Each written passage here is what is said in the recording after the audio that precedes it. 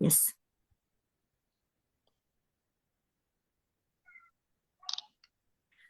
Good morning, good afternoon, good evening, everyone. Please allow me, Ahlam Abul Fer, to welcome you all to the 4th Annual English Language Conference 2026, jointly organized by Queen Rania Teacher Academy and Georgia State University. This year's conference theme, Inclusive English Teaching in a Changing World, reflects our shared commitment to creating learning environments where every student feels seen, valued, and empowered to succeed. Over the course of this conference, educators, researchers, and practitioners from around the world are coming together to exchange ideas, share experiences, and explore innovative approaches to English language teaching in today's rapidly evolving educational landscape. At QRTA, the mission has always centered on empowering educators and improving the quality of teaching and learning through professional development, collaboration, and innovation. Together with GSU, the partnership continues to build bridges between global expertise and local educational impact, making this conference an important platform for meaningful dialogue and professional growth. Before we begin, I would like to encourage everyone to actively participate in today's session. As you listen to the presentation, please feel free to prepare your questions and share them in the chat box throughout the session. We will have a Q&A segment at the end. Okay, now it's my pleasure to introduce our speaker, Ms. Sara Janeb, Head of English Department and English Language Teacher at IEPEC International School. Sara Janeb brings extensive experience and valuable insights in the field of English language education. In particular, the area of writing instruction, critical thinking, and research skills, with a strong focus on scaffolding strategies to support diverse learners in achieving academic success. Today, she will be speaking with us about scaffolding writing for inclusion, practical strategies for diverse English learners. Please join me in giving a warm welcome to Sara Janeb. Thank you so much. Thank you, Ms. Ahlam. Allow me to take the lead. Allow me first to introduce myself. My name is Sara Janeb, and as Ms. Ahlam mentioned, I'm the head of English department as well as a teacher at IEPEC International School. And I've been lately teaching a lot of research-based skills, programs related to projects. And to be honest, I'm the living proof of you need to love what you do, because literally teaching is the best thing that I ever thought of doing in my whole life. Now I'm going to share the screen for my presentation, if you do not mind. I hope it is clear. Okay, is it clear enough? Thank you. It is. Now, what I'm going to introduce today is basically scaffolding writing for inclusion, practical strategies for diverse learners, especially English learners. Now, as we know, English language is the key language for the success in the whole world when it comes to business, when it comes to teaching, when it comes to communication. That's why we need to find a way to maintain English language as a base, a strong base for learners. So let's start with the main idea. Before we start with anything, if I come to you, and I always use this in my classes and my workshops, if I tell you this is not a circle, what is it? Would you mind if you can just type in the chat, type a word, a phrase, a sentence that defines what this is? Okay, let me check with the chat. Okay, one of the most interesting answers was before, it is a portal to another dimension. That's smart. That's a really nice addition. a symbol for a hug. I had a lot of students actually referring to it as a hug. I think this is one of the new trendy stuff that's going on, that they see a circle as a hug. Now, why do I like to lead usually with this? Because whenever we're looking at a specific, let's say a symbol, infinity, idea, a globe, a coin, an endless idea, or just simply a circle. This is the base thing. We have different answers, different responses for the same exact task. So it's the same task, but different needs, different perspectives. And from there, we can actually get to the biggest challenge that we have when teaching English as a language to start with, and writing as a skill. We might have more than one challenge when it comes to writing. And as writing teachers, probably you face that challenge a lot. Would you mind telling me what is the biggest challenge that you faced when teaching writing? Creativity, creativity might be a big issue, especially when it comes to narrative writing. What else? Who can think of, mainly creativity. Who can think of ideas that makes writing as a skill?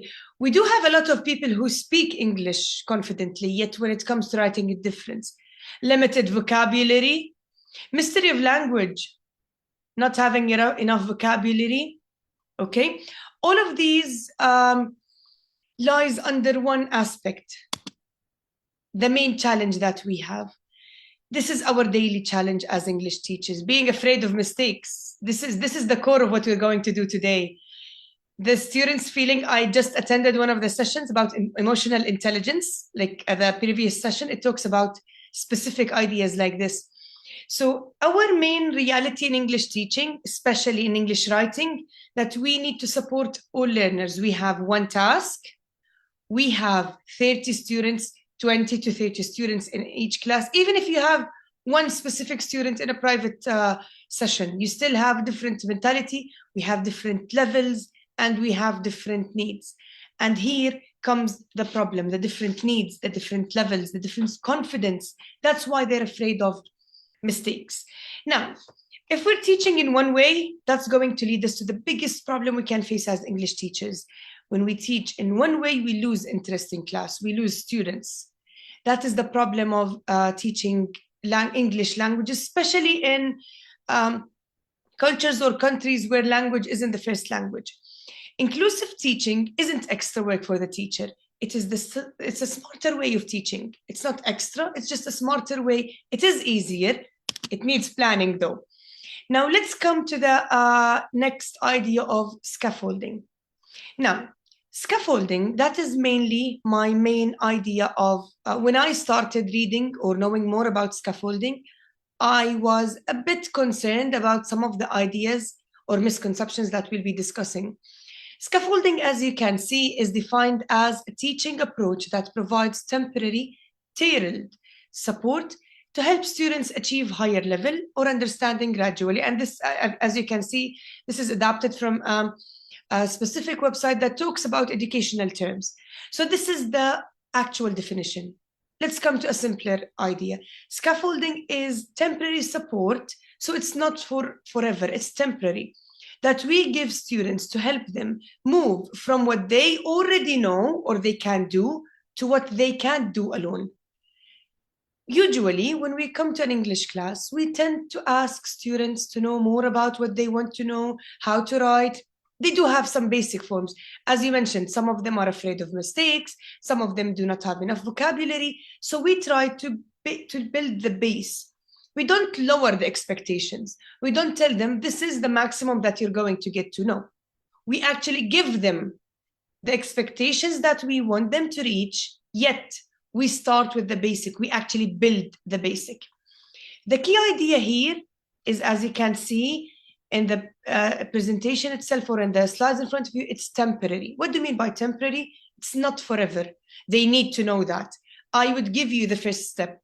I would lead you in the first step, yet you need to do it by yourself. Now, the key idea of tailored to needs, it depends on, especially when we do writing, like we have fiction, we have non-fiction, opinion essays, reports, reviews. We already know the genre, we already know the layout. We do say it. So now we're going to find a way to make it suitable, not only for challenging students, but also for advanced students. And usually, especially in English languages and mainly in English classes, when it comes to international schools, probably a lot of students find themselves, as one of our previous colleagues mentioned in their workshop, some of the students find themselves better. Like they would say, this is too basic for me. You can't convince them as a teacher, no, you need to follow up. You need to convince them that you can do better. So looking at the picture in front of you or the slide in front of you, it's supporting students step by step. We lead, we have steps we follow, we lead, they follow. We have guide students toward independence. They need to know that I'm going to start here, but by the end of, let's say, the month that we're going to go with the writing, you're going to write your own writing without using my exact words. We're making learning accessible, but not easier. We don't make it too basic. Students are smart. They would know that it's too basic to them. Eventually, the aim is to help all learners succeed at the exact same task. Whether we like it or not, English language is the language of communication. The main goal of English is to communicate, whether written or spoken. In exams, especially in exam-centered programs, they need to achieve the task, whether they believe it's worth it or not. Now, let's lead to an example of these. I'm going to go through some of the main examples of scaffolding in classrooms, and I'm pretty much sure the majority of us, we already use them, we already know them. And I would appreciate if you have any ideas to add them to the chat. If you can tell me by raising hands to start with, if you used any of these. A lot, we use sentence starters, especially with the first primary classes. We use a lot of sentence starters. In addition to a model paragraph, we have the writing frames when we have the PEAL, the BCOT. We have specific templates, highlighting key vocabulary words and suggesting alternatives, breaking writing into steps, offering guided line and mainly providing a checklist for self-review. Do we have any of our English teachers who use or are actually using these scaffolding techniques in their writings in their English sessions? By raising hands, do we have any of you who are actually using these? All of these, good. Do you think it's, Linda, do you think it's working for all students?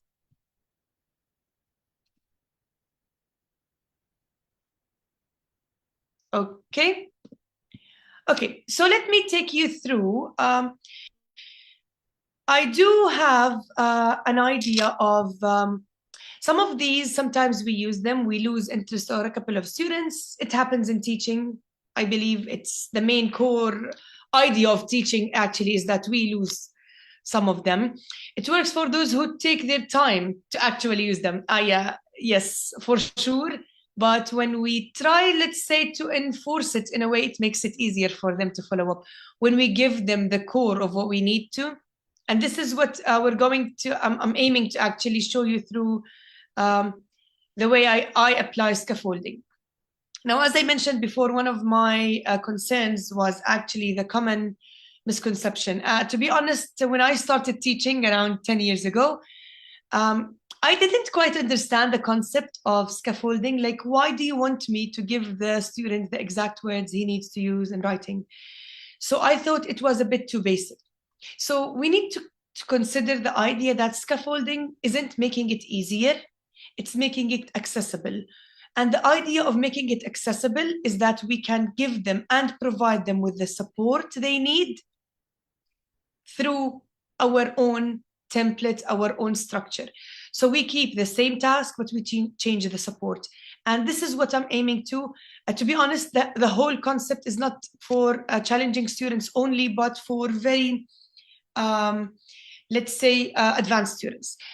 Now, starting with when I had a problem with scaffolding, I started to look for the traditional approach in teaching and scaffolded approach. Scaffolding breaks writing into manageable steps. What do you mean by that? Like when we come to teach essay and we now have like writing an essay, opinion essay, review, report, article, all of these for and against, persuasive essay, these are different. When we started, we would say, well, today we will be writing an essay, and I would show them the essay. Some of them, especially the advanced students, they would pick the main layouts, the main ideas quickly, managing a very basic and very smart way to immediately start writing. On the other hand, I've got a couple of students who get a bit confused with, like, they'll have the exact same comment. Miss, this is the exact idea of what you showed us before. It's just paragraph and title. Or they might notice that we have subheadings here or there. So scaffolded teaching, it's showing them how to think, structure, and express. It's not about what to show them, not only modeling.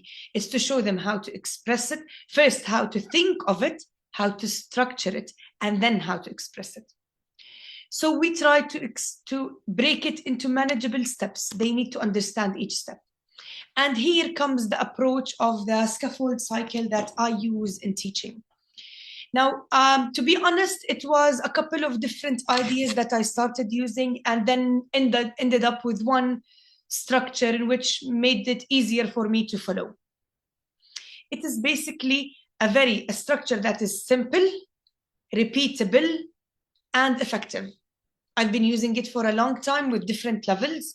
And to be honest, what I found interesting, it's repeatable for every type of writing. It starts with modeling, deconstructing, rebuilding, then scaffold and stretch.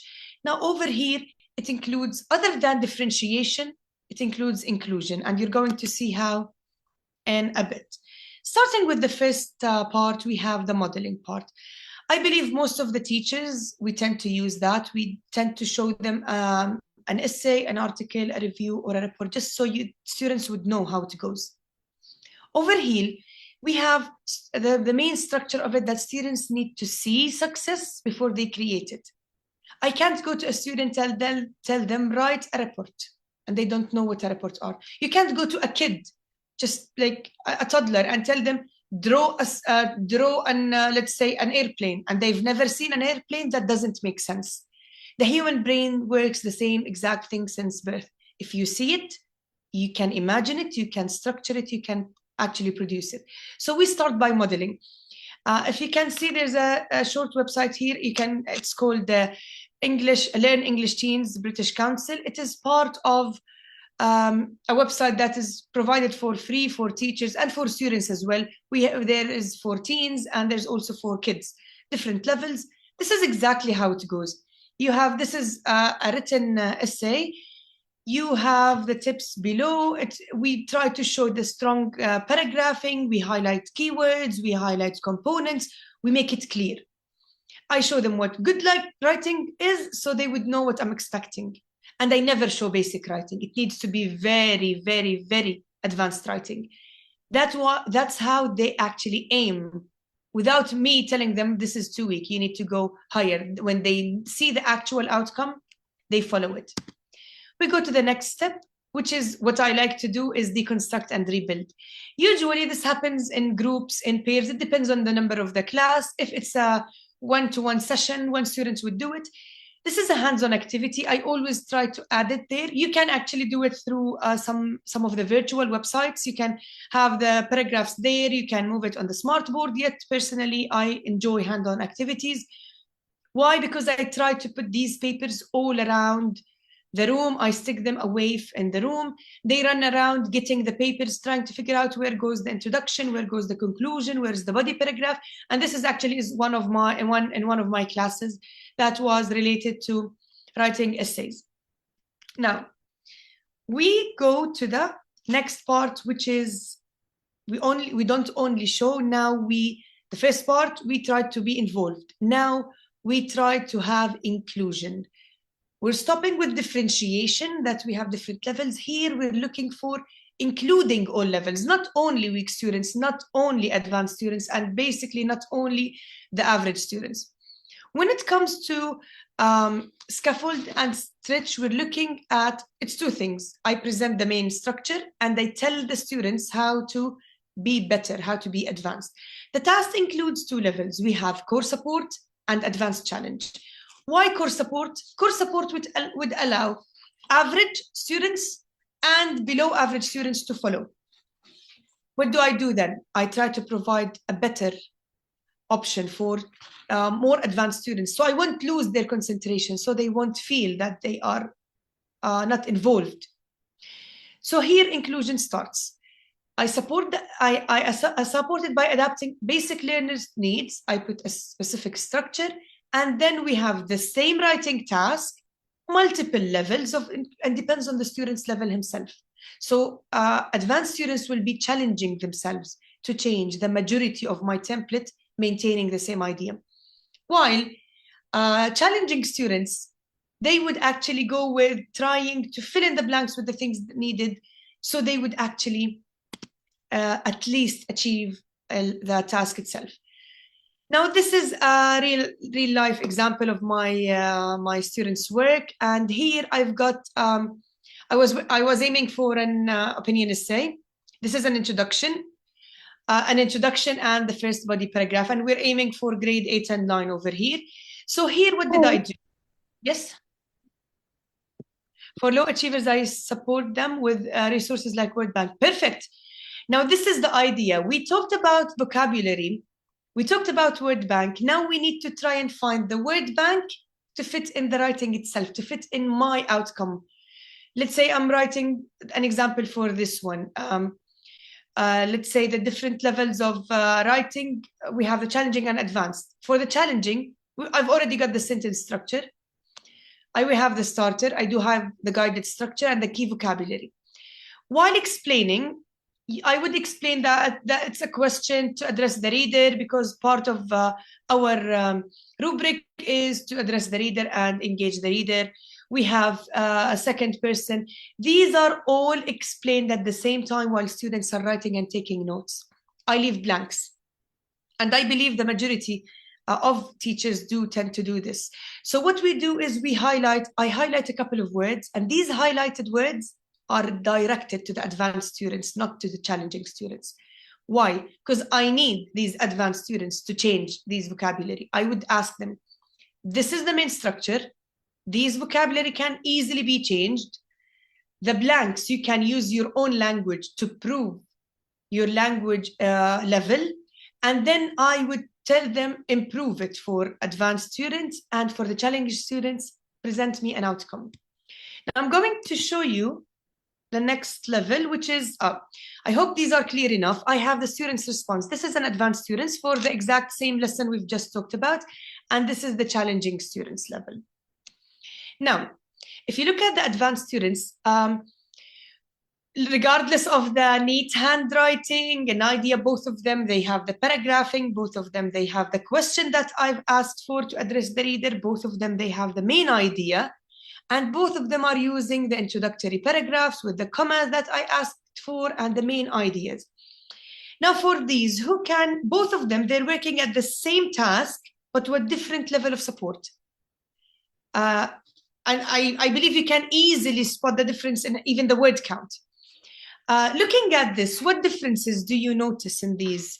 If you can give me some examples in the chat. What differences do we have? Yeah, vocabulary. I think we can easily differentiate between the vocabulary that I've provided and the vocabulary that the advanced students had to use. What other than the vocabulary? I believe the structure might be a bit more cohesive in the advanced for me. We can easily spot the changes in to begin with, one major reason. So the difference of the vocabulary is that they chose the vocabulary, and here comes the word vocabulary or the word bank that you mentioned. When we have the word bank, it makes it easier for them to fill where we need. Now, whenever we're trying to scaffold an idea, I give the base that suits, that makes the, let's say, the advanced or the challenging student reach the level of a better improvement writing, yet the advanced student starts there and they need to show a very different level. Now, the last thing I'm going to add when it comes to this activity is the word bank usually helps in phrases, and I tend to provide it, or we tend as teachers usually to provide it For the whole writing, I would always recommend that we try to provide 4 or 5 for each different paragraph or need. This would help students focus more. Wouldn't giving them sentences start to limit their creativity? Yes, if we ask them to only follow the sentence. I'm going to go back to the previous. Yeah. If you look over here, I do apologize just a second. Yes. When I provide them with sentence starters, this does not only limit their creativity, it limits their response, yet it gives them the chance to build this in their mind. So later on, let's say, because I teach English, the whole course, I teach, let's say, speaking and writing. Whenever we finish with an opinion essay, usually I ask students, and try it after when you go back to teaching English, especially for speaking. After I finish writing, we discuss the same structure over and over, and we repeat it in class. Like every time we repeat it, I would go, are you one of the many people who believe that blank? Nowadays, a lot of people argue that. I choose 5 to 6 different topics, and I ask students to say them verbally. Try asking them 2 or 3 sessions after that to do an opinion essay spoken, to speak their opinion. They would be using the exact same words. So the idea is that we make them memorize something without them realizing. We try to make them memorize the idea. Many do not know where and how even to approach writing tasks. Yes, a lot of them actually they do not know how. I think students are a bit scared or intimidated by writing, especially when it comes to spelling and grammar. So giving them these structures would allow them to have the needed confidence that at least you've got these grammatical structures correct. Try to add your own ideas and build upon it. I found this the easiest way. So, it boosts their confidence for sure. It boosts their confidence a lot because they feel that they can. And here, this is the idea. We do not lower expectations. We don't tell them this is all what you're going to do. No, we build the pathway to reach them. We try to tell them this is the sentence starter. Start here, and we keep it clear. Start here. This blank doesn't take a word. This blank takes a sentence. This blank takes an idea. This blank takes a whole concept. So when they feel that, they start confidently, they add their own value, and then from there, it goes to a more cohesive writing, structured writing, and even speaking. Try it. Ask them to speak about a specific thing. You give them the scaffold in class. They would be repeating your own words that are written. Through time, they know how to use these vocabulary, how to use these structures, and be more confident. And in the end, this is the whole goal of inclusive teaching. It's not only for them. Okay, I'm moving to the questions, the Q&A section, but I'm going to read this question that we've got as an argument. If you give them, okay. Yeah. A lot of students would tell you that, especially advanced students. Challenging students won't do that. Won't tell you. I don't know if you all read the comment that that we have over here. Yes, it's not about the advanced students would tell you this is just copying. Through time, ask them, yes, this is copying, but what you need to do, and that's why we have highlighted. That's why we have highlighted sentences, because we need them to change these. Like when you look over here, we have words. Yes, this is copying, but you need to change it. Yes, this is a question to address the reader. You can change it. If you can't remember one, use this one. But if you can, change it. You keep challenging advanced students. When you're challenging them, they do better. For challenging students, this would be the confidence boost they need, actually, to achieve good. And not only students, parents will be telling you that this is copying, and I do approve. And to be honest, I would believe that some even of the English coordinators or head of departments would say the same. But there is a proven science for scaffolding, and there's a proven try. And I am an actual live. I tried it myself with multiple students, advanced, weak. Try it, be confident of it, and never mind. With due respect to all parents, We are the teachers. We need to show them if you're confident enough, no one can tell you you're doing something wrong. Believe me. Thank you, Ms. Sara. You're welcome. And in case you have any questions, I'll be more than happy, of course, to answer. Thank you, Ms. Sara, for such an insightful and engaging session. I think we don't have questions. Do you see any questions? There's one for the only one for Renda Banna, I think. Students have limited vocabulary. How can we enrich their vocabulary to help them write? I always tell my students one thing. It's not a magical wand to just memorize vocabulary. You can memorize them. I'm against memorizing vocabulary, just so you would know. I would go with structures. Give them a structured paragraph for everything you want them to memorize. Give them choices. Tell them this is a weak word, this is stronger, and this is the strongest. Use one of them. Eventually, students will be using these vocabulary more. English is about practice and speaking and actually using it. We don't use it that much. If we memorize like billions of words and we never used it, it's not going to be an actual outcome. So always, when you put them in structures and in sentences, students use them. Students can think of them even in different conversations and ideas, and that's how you end up with them using them. Memorizing, it's only for the exam, to be honest. Okay. Thank you very much, Ms. Sara. Thank you for such an insightful, as I said, and engaging session. Actually, your perspectives on scaffolding, writing for inclusion, have given us much to reflect on. Thank you very much. And I would also like to thank our audience for your active participation and thoughtful engagement through the session. We hope today's session inspires new ideas, meaningful conversations, and continued collaboration among educators and professionals in our field. On behalf of Queen Rania Teacher Academy and Georgia State University, thank you for being part of the 4th Annual English Language Conference 2026. We look forward to seeing you in the next sessions, and we wish you a productive and inspiring conference experience. Thank you all. Thank you, Ms. Sara. Thank you. Thank you so much.